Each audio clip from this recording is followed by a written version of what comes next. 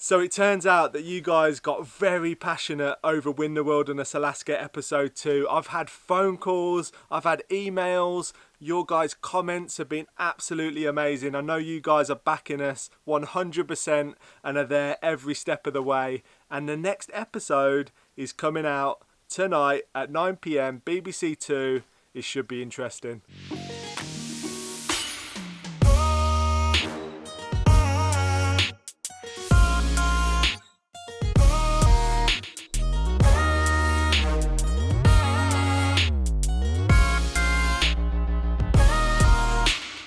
Good evening guys, we are starting the vlog at a slightly different time today because we just drove 180 miles all the way to Portugal. And we found the sun. This is the first time we've seen it on this trip and it's so lovely to be in the warmth of the golden sun again. We're parked up at one of our favourite spots, we love it here and it's right on the coast.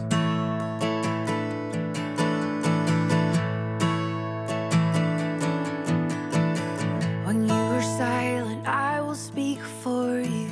You cannot feel, well, I will feel for you now. I feel for you now. This is my favourite thing, sitting on the side of the van, enjoying whatever the view is outside the side door because it changes every day, and I've got my favourite gin. Oh man, smells so good. Got this for a steal in Morrison's in Gibraltar, so that was an excellent trip, I must say. And now I'm going to have a lovely G&T and enjoy the sunset out of my leopard print bamboo mug. Cheers. And when your heart is full of this trouble, and when the night whispers your fears out loud, I'll be with you now. When the sunlight's missing your face. Just cooking up a feast for an early lunch. Having an oven never gets old. Roast potatoes is just absolute favourite. We have potatoes in every single meal, like the good Irish descendants that we are. And we've got some nice grilled tomatoes on the go and grilled asparagus. I'm obsessed with it. A bit of garlic, bit of salt, bit of coconut oil and you're perfect. And I don't know why I've still got this on. I don't need it. But I can't wait to eat. You've got to test your spuds before you declare them ready because there's nothing worse than biting into a potato and it's hard still. This one looks promising. Bee's just cooked an incredible lunch, thank you Bee. Oh, no worries. And we have a sea view to enjoy it with, look at that. Oh, thank you very much, Bear. You're not sure how long these winds will blow. Starting the day off right, van style, so that means trimming the beard and the moustache using the wing mirror. We don't actually have a mirror in the van, so this is perfect. When you are lonely, I will be with you. You have to know that I will be with you now. I'll be with you now. It's been really lovely spending a couple of days at this spot. It's been really chilled out, really quiet. The views are absolutely gorgeous and it never gets old here. We do love it. But the weather's changing, the wind's rolling in and we've got itchy feet, so we're going to head somewhere else. We're not too sure yet. We're just going to see where the wind takes us. Give me an ocean of time in a bottle,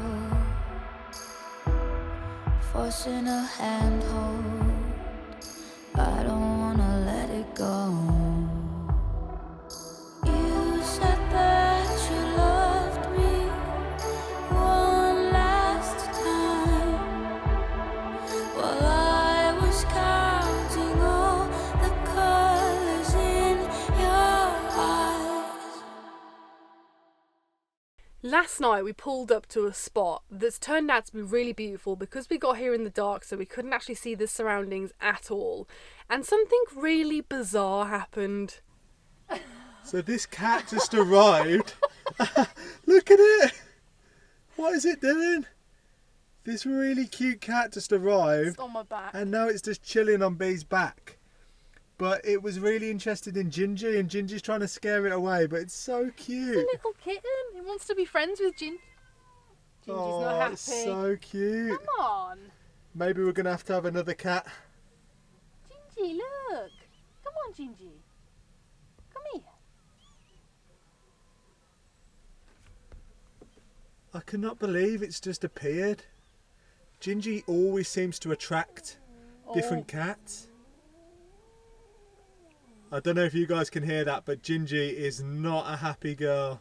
Come here, Ginjey. Come on. Come here.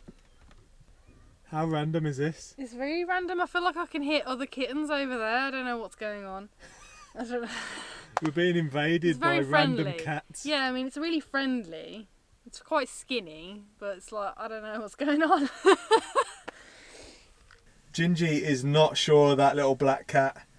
It just came out of nowhere and Ginjey was growling at it. She's not used to being around too many other cats. I cannot believe that a random cat has just turned up and it was looking for Ginjey. It seemed to know that we had a cat with us because it was waiting outside the van. And Bee's actually gone out to feed it because the reason it must be so affectionate and so confident is it's desperate for food. So it looks like it needs a meal. It's quite skinny and that's the best we can do for tonight. If it's still here in the morning, we're going to have to figure out our next move. So I went to bed last night worrying about this cat. Where had it come from? Was it hungry? Had it been abandoned? What was going on? So I fed it last night and it was hungry, but it wasn't bony. It was actually in really good condition. So I thought, you know what? It's super friendly. I bet this cat belongs to someone. But if it's here this morning, I'm going to have to figure out what to do because I can't just leave it. And then I leave outside. I go outside this morning and the cat is gone. It's obviously just used us for a free meal. It saw a motorhome, it knew. It must have smelled Ginjey and thought, they've got a cat with them. They're going to have cat food. I'm living the dream. So it's somewhere gone, who knows. There are farms around here, so I anticipate that it must have come from one of them. Deepest I take, like fire in my chest from a heartbreak. We said goodbye in the warm rain, and I never felt. We have been saying we are going to wash the van for so long now and we've finally just found a car wash. So we're going to get it done, but it is such a state. I imagine it's going to take a while. Look what a mess the van is. We've been off-roading so much on this trip. There's just dirt and grime and mud and clay everywhere. And it's all up in the arches and you want to get that out. Otherwise your van will rot away. This is how the world ends. Stare into the hollow sky. This is how the world ends. And she's done. There's actually still water misting past for some reason, but that took an awfully long time because washing a big van takes forever. I actually had to go into the shop and get some more change because we ran out of coins. It took that long. But are you ready to see the final process? I don't really care, I'ma be a millionaire like.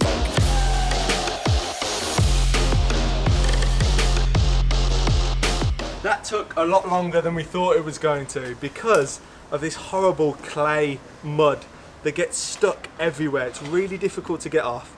We've done our best, but what we're going to do is once we get back to the land, which is where we're heading now, we are going to wait for it all to dry out underneath the vehicle and then I'm going to go right under with a stiff brush and brush it all off. It's like an archaeological excavation. Exactly, you never know what we might find under there. So we are now back on the land and it's so nice to be back. It's beautiful sunshine here.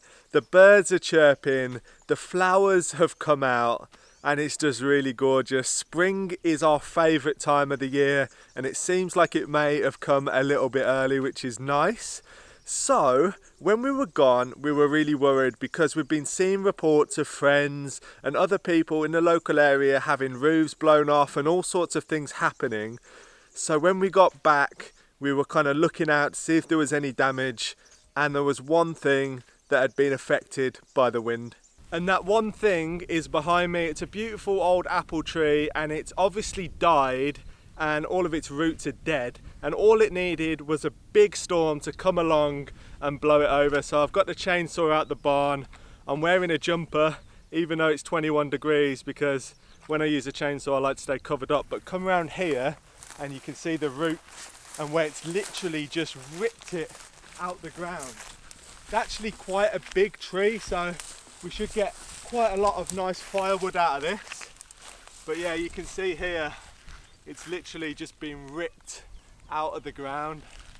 I'm going to leave Theo to chopping the tree down on his own. He doesn't need me. He's got the chainsaw that can do a much better job than I can. I'm actually going to go and write some more blog posts, because you guys have been loving the blogs that I've been writing about Win the Wilderness Alaska. Thank you so much for all the comments. It's really lovely to hear your thoughts, and also I'm curious, what have you been thinking about the last episode?